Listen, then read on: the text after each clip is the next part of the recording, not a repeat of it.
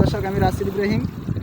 পদ্মা, মেঘনা এবং ডাকাতিয়া অর্থাৎ ত্রিনদীর মিলনস্থল চাঁদপুর বড় স্টেশন মোলহেড থেকে 1.5 কিলোমিটার পশ্চিমে নদীর বুকে যে ছোট্ট একটা দ্বীপ জেগে উঠেছে, আমি আছি সেখানেই এখন। এই দ্বীপটিকে অনেকেই বলে থাকেন মেঘনার চর, কেউ বলে থাকেন বালুর চর, কেউ বলে থাকেন মিনি কক্সবাজার। বিশেষ করে চাঁদপুরবাসী মিনি কক্সবাজার বলে স্বাচ্ছন্দ্য বোধ করে।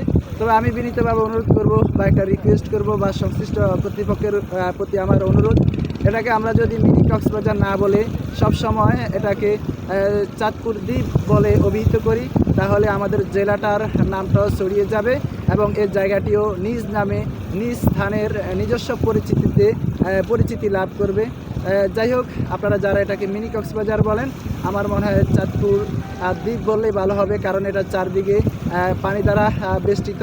সেই হিসেবে এটাকে চাঁদপুর দ্বীপ বলাই সমীচীন বলে মনে হয়। আপনারা সবাই ভালো থাকুন, সুস্থ থাকুন। আসসালামু আলাইকুম।